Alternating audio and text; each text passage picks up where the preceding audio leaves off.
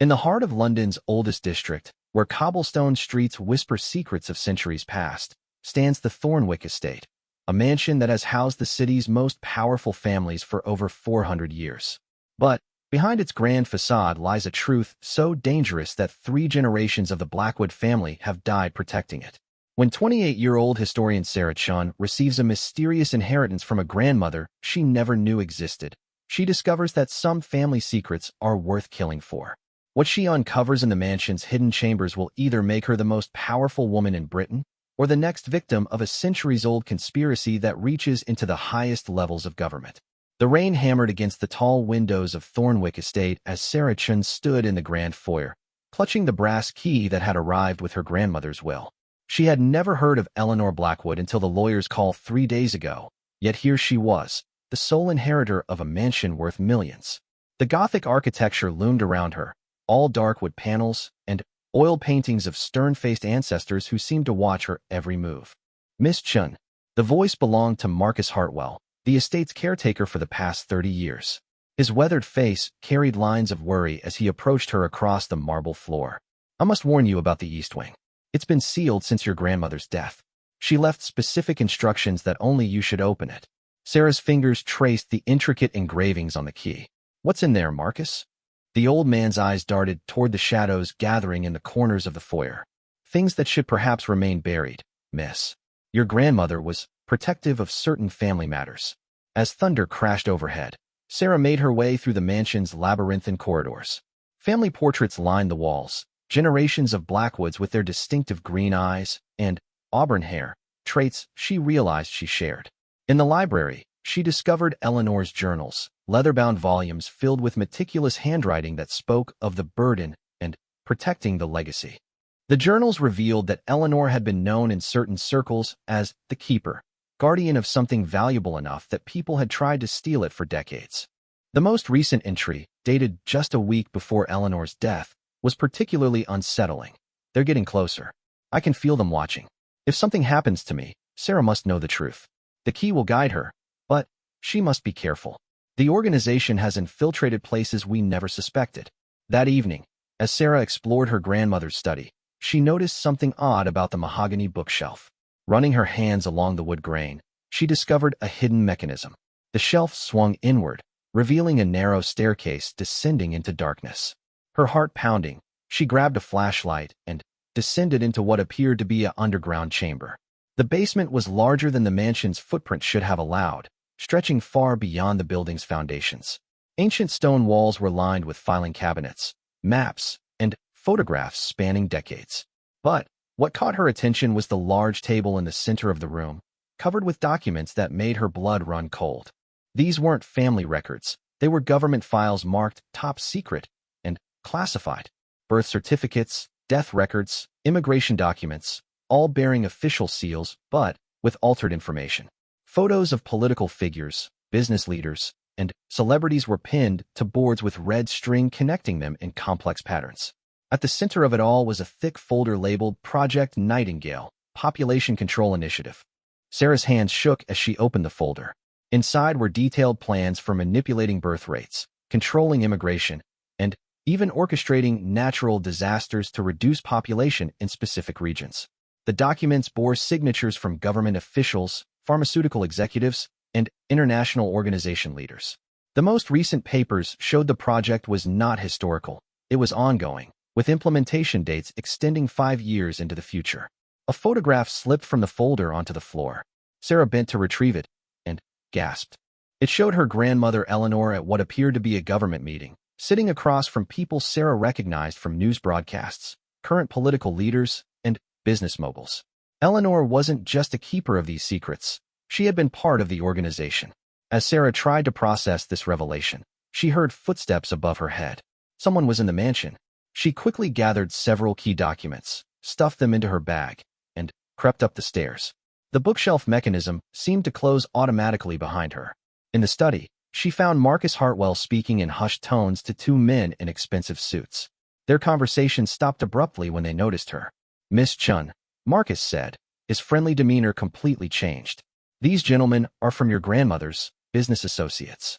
They're here to collect some documents that belong to their organization."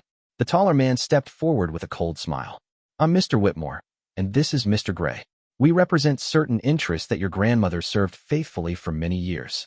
There are some items in this house that need to be returned to their proper owners. Sarah clutched her bag tighter, feeling the weight of the stolen documents inside. I'm afraid I don't know what you're talking about. I'm still going through my grandmother's belongings. Mr. Gray spoke for the first time, his voice carrying a subtle threat. Perhaps we could help you look? We know exactly what we're searching for, and where Eleanor might have hidden it.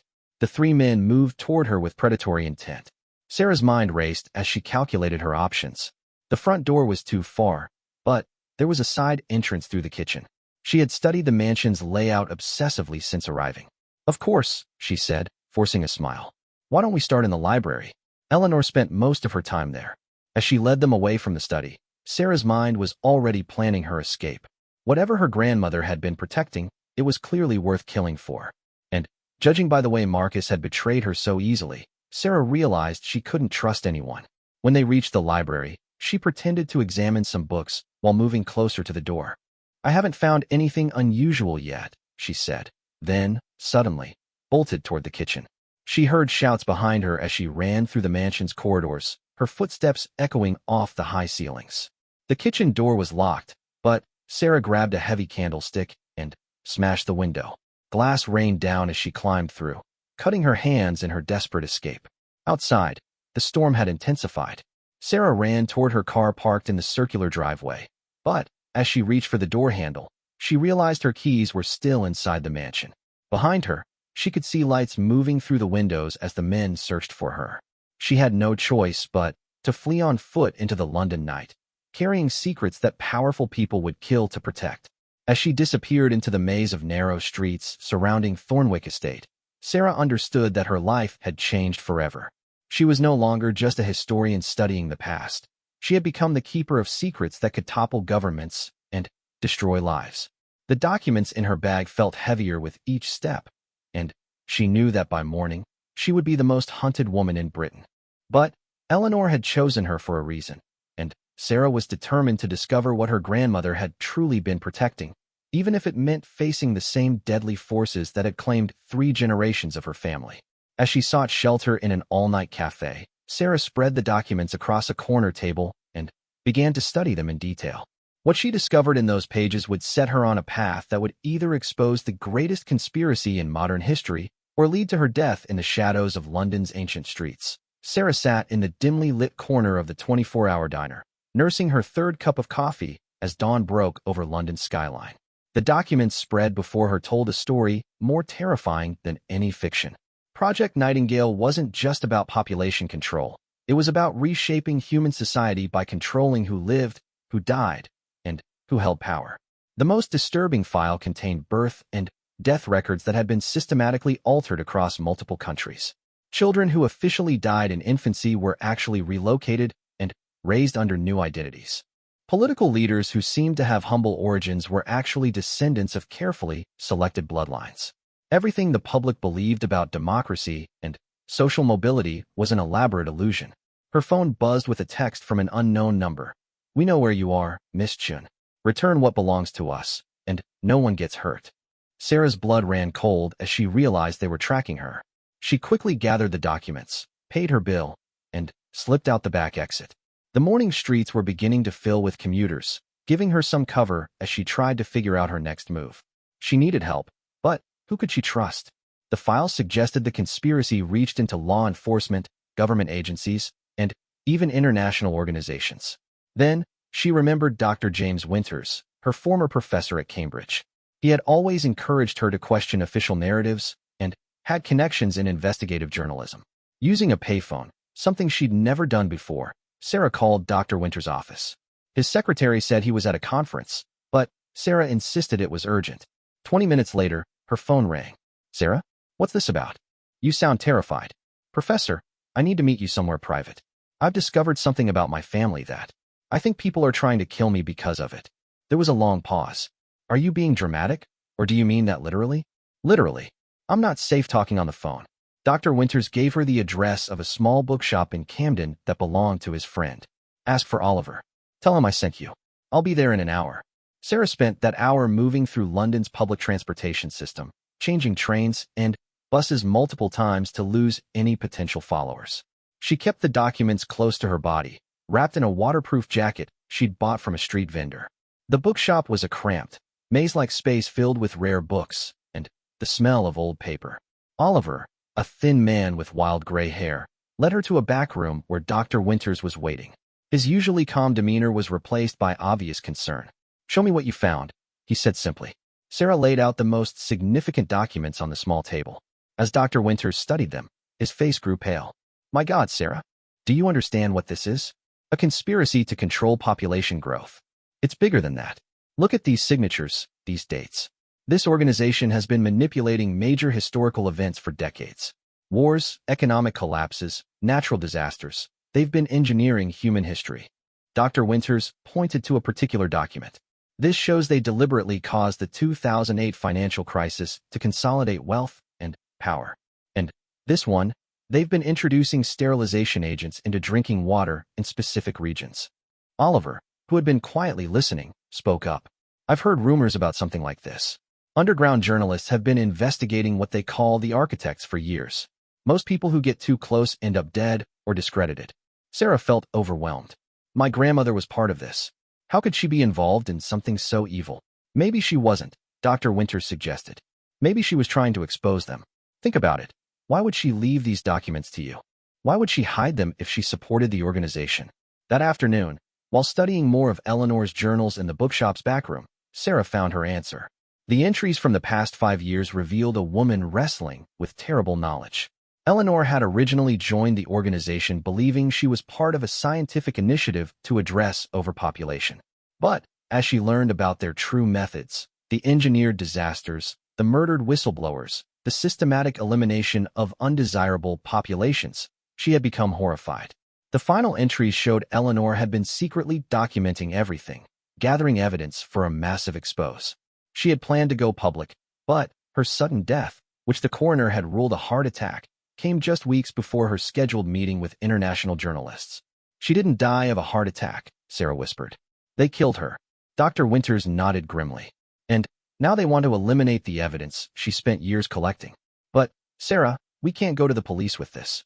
The files show members of the organization embedded in Scotland Yard, MI5, even international law enforcement." "Then, what do we do?" Oliver pulled out an old laptop. "We get this to people who can't be silenced. Independent journalists, international human rights organizations, hackers who can spread information faster than it can be suppressed." As they planned their next moves, Sarah discovered something else in Eleanor's papers, a safety deposit box key and an address. The accompanying note read, "The full evidence is here. But, be warned, opening this box will trigger alerts to the organization. Only do this when you're ready to go public immediately." That evening, Sarah disguised herself and went to the bank. The safety deposit box contained dozens of additional files, video recordings, and audio tapes. But, as Eleanor had warned, accessing the box had consequences. Within an hour, Sarah's phone was flooded with calls from unknown numbers. She returned to find Dr. Winters and Oliver in a state of panic. "They've been here," Dr. Winters said. "Two men asking questions about you." Oliver told them he'd never seen you, but they didn't believe him. The bookshop's security camera had captured images of their pursuers, the same men from Thornwick Estate. "We need to move," Oliver said. "I have a safe house, but we can't stay there long." As they gathered the documents and prepared to leave, Sarah made a discovery that changed everything. In the final box from the safety deposit, she found a DNA test report with her name on it, dated just weeks before Eleanor's death. According to the test, Eleanor wasn't her grandmother at all. Sarah's real grandmother had been killed in a car accident 30 years ago, an accident the file showed was orchestrated by the organization. Eleanor had been Sarah's protector, a woman who had chosen to raise her in secret after witnessing the murder of Sarah's true family. But the most shocking revelation was in the attached genetic profile. Sarah's bloodline contained markers that made her immune to the sterilization agents the organization had been introducing into the population. She was part of a small group of humans who couldn't be controlled by their chemical interventions. "That's why they want you specifically, Dr. Winters realized. "It's not just about the documents. You represent something they can't control." As sirens wailed in the distance, growing closer to the bookshop, Sarah understood that her fight wasn't just about exposing the truth. It was about survival. The organization wouldn't stop hunting her until she was dead, because her very existence threatened their ability to control human reproduction. They escaped through the bookshop's basement tunnel system, emerging 3 blocks away as police surrounded the building. Sarah clutched the evidence that could expose the greatest conspiracy in human history, knowing that powerful forces would stop at nothing to silence her forever. In the shadows of London's underground passages, she prepared for a war she never chose but couldn't avoid. The safe house was a converted warehouse in East London's industrial district, hidden among abandoned factories and shipping containers. Oliver had led them through a maze of underground tunnels that connected various buildings in the area, remnants of London's wartime infrastructure that few people knew existed. Sarah hadn't slept in 36 hours, but adrenaline kept her alert as she organized Eleanor's evidence into categories. The audio recordings were particularly damning. Conversations between organization members discussing specific operations to eliminate political leaders who opposed their agenda. "Listen to this," Dr. Winters said, playing back a recording from 2 years ago. A voice Sarah recognized from television, a prominent EU official, was discussing plans to introduce population adjustment protocols in developing nations. Oliver, who had been monitoring news reports, looked up from his computer. "It started. They're saying you're wanted in connection with Eleanor's murder. They're claiming you killed her for the inheritance." Sarah's heart sank as she saw her photograph on the BBC News website. The story painted her as an unstable academic who had murdered the grandmother she'd only recently discovered, then destroyed evidence to cover her tracks. "They work fast," she murmured. "It gets worse," Oliver continued. "They've connected you to the break-in at the bookshop. The police are calling you dangerous and possibly mentally unstable." Dr. Winters paced the small space. "This is exactly how they operate. Discredit the truth-teller, control the narrative. By the time we can present evidence, public opinion will be completely turned against you."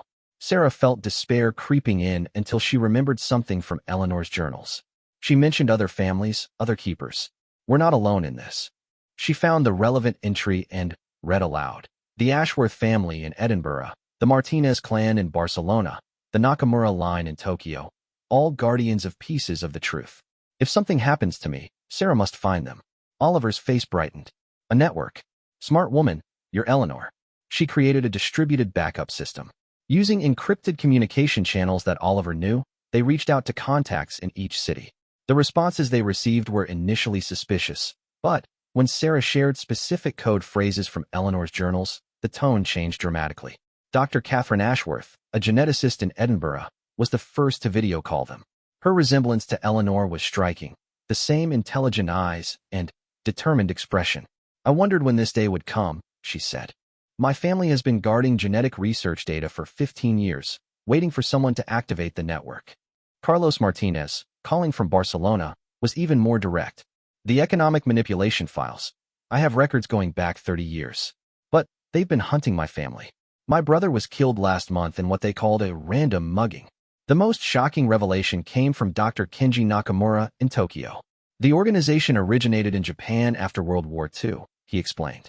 "American and British intelligence agencies recruited former biological warfare specialists and gave them unlimited funding to develop population control methods. What started as a small project grew into a global shadow government.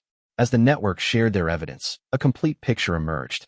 The organization, which called itself the Covenant, had been responsible for orchestrating major historical events for over 70 years.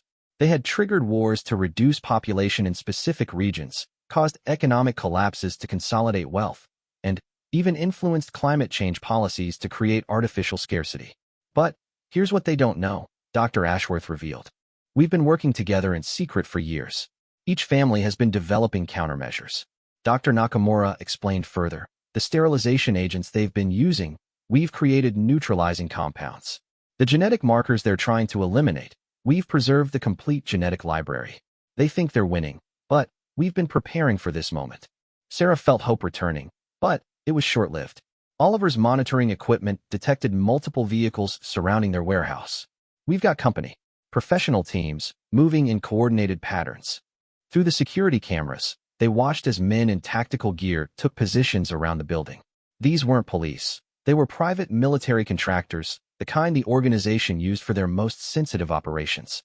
"There's no way out," Dr. Winters said, studying the feed. They've covered every exit. But Sarah remembered the tunnel system they'd used to escape the bookshop. Oliver, where do these tunnels lead? To the Thames, about half a mile east. But it's dangerous. Parts of the system flood during high tide. Sarah looked at the evidence spread around the room. We can't let them destroy this. Even if we don't survive, the truth has to get out. Working frantically, they uploaded all the documents, recordings, and videos to a distributed network that the international keeper families had prepared. Within minutes, encrypted copies were being transmitted to secure servers in 12 countries. It's done, Oliver announced. Even if they capture us, the evidence is safe. But Sarah wasn't ready to give up. Studying the building plans Oliver had shown her, she noticed something the tactical teams had missed. The warehouse had been built over an old Victorian sewer system that connected to the tunnel network 2 levels down. There, she pointed to the blueprints. They're watching the modern tunnels, but they don't know about the older ones. As explosions echoed from the building's main entrances, the team made their way to the warehouse's basement. Using crowbars, they broke through a concrete floor that Oliver suspected was only a thin covering over the old sewer access. The smell that rose from the opening was overwhelming, but it represented freedom.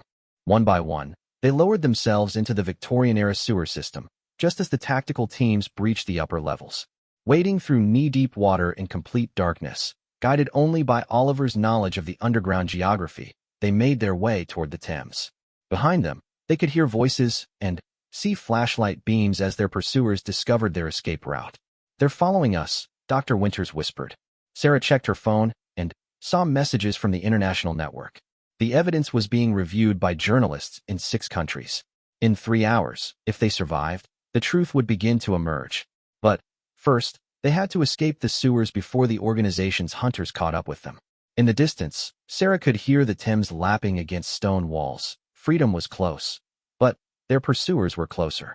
As they moved through the ancient tunnels beneath London, Sarah understood that the next few hours would determine not just her survival, but the future of human freedom itself. The evidence was spreading, but the organization still had the power to silence witnesses and control narratives.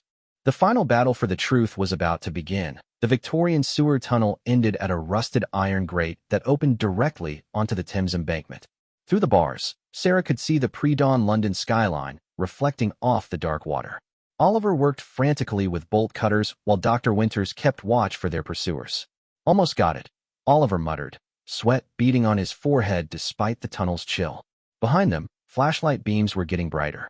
Their hunters had found the trail and were moving fast through the tunnels. Sarah estimated they had maybe 5 minutes before being caught. The grate finally gave way, and they emerged onto a narrow walkway beside the Thames. The city was beginning to wake up. Early morning joggers, street cleaners, delivery trucks making their rounds. The normal world continuing while Sarah's life hung in the balance. Dr. Winters' phone buzzed with an encrypted message. It's from Dr. Ashworth in Edinburgh. The first articles are going live in 2 hours, simultaneously across multiple continents. But she's warning us about something called Protocol 7. What's that? Sarah asked as they hurried along the embankment. Oliver's face went pale. I've heard whispers about it in underground circles. It's supposedly the organization's final contingency, a way to discredit and eliminate all threats to their operation simultaneously. As if summoned by their conversation, Sarah's phone rang. The caller ID showed her own mother's number, the first time they'd spoken in months due to Sarah's demanding research schedule. Sarah, sweetheart, are you all right? The police called me. They're saying terrible things about you. Her mother's voice was strained with worry. Mom, I'm fine, but I can't explain everything right now. Whatever you hear about me in the news, please don't believe it. There are men here, Sarah. They say they're from some government agency, and they want to talk to me about you. They're asking about your mental state, whether you've seemed unstable lately. Sarah's blood ran cold. Mom, listen to me carefully. Don't tell them anything. Don't let them into the house. Call Uncle David right now, and stay with him until I contact you again. Sarah, you're scaring me. What's happening? I love you, Mom. Trust me and do what I said. I'll explain everything soon. Sarah hung up, her hands shaking. They weren't just coming after her. They were systematically targeting everyone she cared about, building a narrative of her mental breakdown that would discredit any evidence she might present. Dr. Winters received another message. It's starting. The organization is moving against all the keeper families simultaneously. Dr. Nakamura's daughter was arrested in Tokyo on fabricated drug charges. Carlos Martinez's wife was committed to a psychiatric facility after witnesses claimed she was having violent episodes. They're not just trying to stop the evidence, Oliver realized. They're implementing a comprehensive character assassination campaign against everyone involved. As they reached a busier section of the embankment, Sarah noticed the morning news playing on screens in a nearby cafe. Her photograph filled the screen alongside the headline. Cambridge historian sought in grandmother's murder. Family says she'd been acting strangely for months. The report featured interviews with people Sarah had never seen before, claiming to be her colleagues and friends, describing increasingly erratic behavior and violent outbursts. The fabricated testimony was so convincing that Sarah began to doubt her own sanity for a moment. That's how they do it, Dr. Winters said grimly. By the time the truth comes out, public opinion will be so poisoned against us that people won't believe the evidence. But Sarah remembered something Eleanor had written about fighting back. In one of the final journal entries, she had mentioned the insurance policy, something she had prepared for exactly this scenario. We need to get to Eleanor's safety deposit box again, Sarah said. There was another compartment I didn't check thoroughly.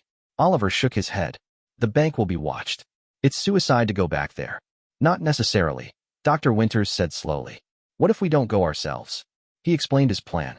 Dr. Ashworth's team in Edinburgh included a skilled forger who could create convincing documentation. If they could get someone into the bank who appeared to be Sarah's legal representative, they might access the box without exposing themselves. 2 hours later, they met with Jennifer Walsh, a human rights lawyer who had been contacted by the International Keeper Network. She had reviewed preliminary evidence from the other families and was convinced of the conspiracy's reality. I've seen government cover-ups before, but nothing on this scale, she said as they met in an abandoned church that Oliver had deemed temporarily safe. If even half of this evidence is authentic, it represents the greatest crime against humanity in modern history. Jennifer had brought documents that the Edinburgh team had prepared, power of attorney papers that would give her access to Eleanor's safety deposit box. But I need you to understand the risk, Sarah. Once I do this, I become a target too. I won't ask you to. You're not asking. I'm volunteering. This is exactly why I became a human rights lawyer. While Jennifer went to the bank, Sarah and the others monitored news reports from around the world. The character assassination campaign was working perfectly. Media outlets across 6 countries were reporting on the disturbed academic and her international conspiracy of mentally ill accomplices. But something unexpected was happening. Independent journalists and citizen investigators were beginning to question the official narrative. Social media users were pointing out inconsistencies in the testimonies against Sarah. A few brave reporters were starting to examine the evidence that the Keeper families had released. Jennifer returned with a small metal box and a grim expression. You were right about the additional compartment. But, Sarah, what I found, it changes everything. Inside the box were video recordings of Eleanor speaking directly to the camera, explaining everything she had discovered about the organization. But the final video was the most shocking, footage of Eleanor's actual death. She hadn't died of a heart attack. The video showed 2 men entering her home, forcing her to drink something, then staging her death to look natural. Eleanor had hidden cameras throughout her house, recording her own murder. This proves they killed her, Dr. Winters whispered. It's more than that, Jennifer said. Look at the timestamp. This was recorded 3 days after her official death date. They falsified the death certificate to cover their tracks. But the most important discovery was Eleanor's final message. Looking directly into the camera, she had revealed the organization's ultimate plan, something called the reduction, scheduled to begin within the next few weeks. They're planning to release engineered viruses into major population centers, Eleanor's recorded voice explained.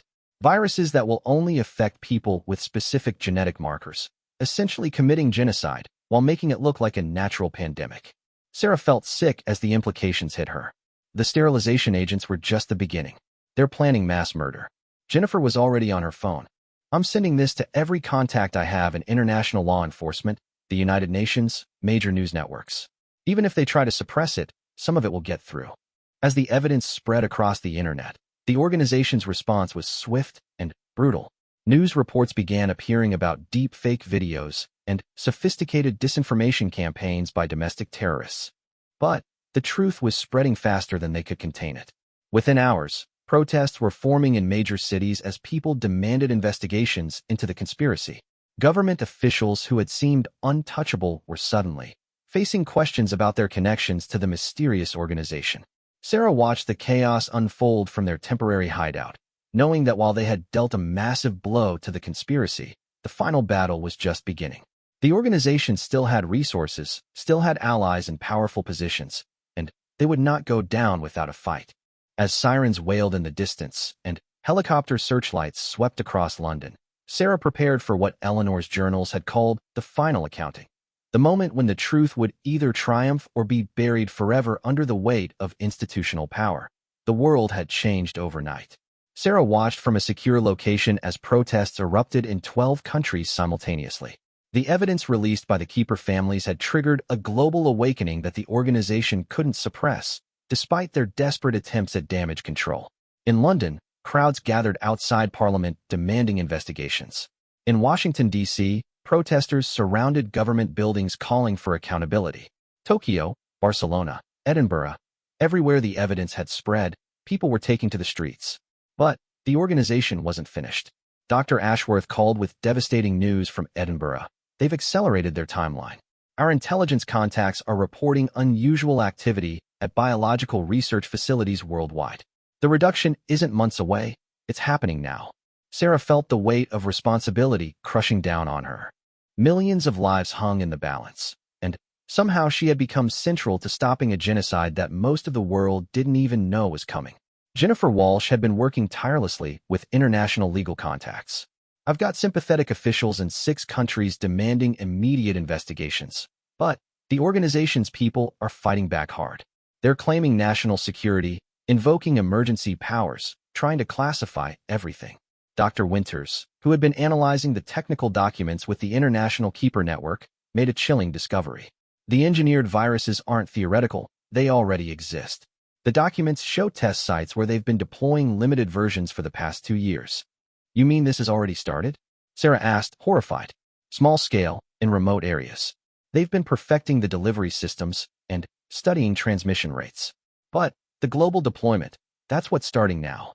Oliver, monitoring communications channels, suddenly went rigid. I'm picking up coded transmissions to facilities in 15 countries. It's happening simultaneously. They're beginning release protocols tonight. The room fell silent as the enormity of their situation became clear. Even with all the evidence they'd released, even with protests in the streets and official investigations beginning, the organization was proceeding with mass murder. Sarah made a decision that surprised everyone, including herself. We're not just going to expose them anymore. We're going to stop them. Sarah, we're historians and lawyers and academics, Dr. Winters protested. We're not equipped to take on a global conspiracy with military resources. Maybe not, but we're not alone. Sarah had been studying the protest footage and social media activity. Look at what's happening out there. Millions of people around the world now know the truth. Government officials who aren't part of the conspiracy are demanding action. Military officers who joined to protect their countries, not to commit genocide. Jennifer nodded slowly. She's right. The organization's power comes from secrecy and institutional control. But when people know what's really happening. Sarah's phone rang. It was Dr. Nakamura from Tokyo, and his voice carried excitement instead of the despair they'd been hearing. Sarah, something extraordinary is happening here. Military personnel are refusing orders to secure the biological facilities. Police are arresting their own supervisors who tried to suppress the evidence. The government is fracturing between those loyal to the conspiracy and those loyal to their oaths. Similar reports came in from around the world. In Barcelona, Carlos Martinez reported that Spanish intelligence had seized control of a biological weapons facility and arrested the staff. In Edinburgh, Dr. Ashworth said that British military officers had surrounded several government buildings and were demanding the arrest of officials connected to the conspiracy. It's a counter-coup, Oliver breathed. The good guys in these institutions are fighting back. But the organization wasn't surrendering. News reports showed violence erupting in several countries as conspiracy loyalists clashed with law enforcement officers trying to investigate the facilities. Private military contractors were engaging regular army units in firefights that the media was struggling to understand or explain. Sarah realized they needed to do more than just release evidence. They needed to provide leadership to the resistance that was spontaneously forming worldwide. Jennifer, can you get me access to international media? All the major networks. After what you've revealed, every journalist in the world wants to interview you. Within hours, Sarah found herself in an underground broadcasting facility that sympathetic media contacts had arranged. As she looked into the cameras that would carry her words to millions of people worldwide, she thought about Eleanor and the 3 generations of her family who had died protecting these secrets. "My name is Sarah Chun," she began, "and I'm speaking to you from London, where 24 hours ago I was a simple historian studying old documents. Today, I'm asking for your help to prevent the greatest crime in human history." She laid out everything they had discovered, showing documents and playing audio recordings that proved the conspiracy's existence and their plans for global genocide. But, more importantly, she explained what people could do to stop it. If you work in government, military, law enforcement, or any institution, examine your orders carefully. If you're being asked to secure biological facilities, to suppress investigations, or to arrest people trying to expose the truth, ask yourself, who am I really serving? If you're a citizen watching this, don't wait for someone else to act. Contact your representatives, demand investigations, support the protesters in the streets. The organization's power depends on public ignorance and institutional compliance. Take away either one, and they collapse. As Sarah spoke, real-time updates scrolled across the bottom of the screen showing the global response. Military units in 7 countries had declared they would no longer follow orders from superiors suspected of conspiracy involvement. Government officials in multiple nations were being arrested by their own security services. Most importantly, the biological facilities where the engineered viruses were stored were being secured by loyalist forces faster than the conspiracy could deploy them. In each location, it was the same story. When presented with evidence of what they were really being asked to do, most people chose humanity over institutional loyalty. But the victory came at a cost. The organization's most committed members chose to fight rather than surrender. News reports showed pitched battles in several major cities as private military contractors attempted to seize control of government buildings and media centers. Sarah continued broadcasting throughout the night, coordinating with the international keeper families to provide real-time intelligence to the resistance forces. Dr. Ashworth reported the capture of a major biological weapons facility in Scotland. Carlos Martinez confirmed that Spanish authorities had arrested over 50 conspiracy members, including 2 cabinet ministers. By dawn, the immediate crisis was over. The planned release of engineered viruses had been prevented, though at the cost of hundreds of lives in the fighting that erupted worldwide. But Sarah knew the real work was just beginning. In the days that followed, investigations revealed the full scope of the conspiracy. Documents recovered from the biological facilities showed that the organization had been responsible for numerous natural disasters over the past 70 years. Economic crashes, disease outbreaks, even certain wars had been engineered to reduce population and consolidate power. The trials would take years. The reorganization of government institutions to prevent such a conspiracy from forming again would take decades. But, as Sarah stood in the cemetery where Eleanor was buried, she felt that justice was finally being served. The headstone read simply, "Eleanor Blackwood, Guardian of Truth." Sarah placed flowers on the grave and spoke quietly to her grandmother's memory. "We kept the promise. The truth survived." Dr. Winters joined her at the graveside. "What will you do now? Go back to your historical research." Sarah smiled, looking out over the London skyline, where people were rebuilding their faith in democracy and institutional accountability. "I think I'll stay in the truth-telling business. After all, every generation needs its keepers." As they walked away from the cemetery, Sarah carried with her the knowledge that ordinary people, when presented with the truth and given the courage to act, could defeat even the most powerful conspiracies. Eleanor's sacrifice had not been in vain, and the secrets that had claimed 3 generations of her family were finally free to heal the world. The last keeper's secret had become humanity's salvation.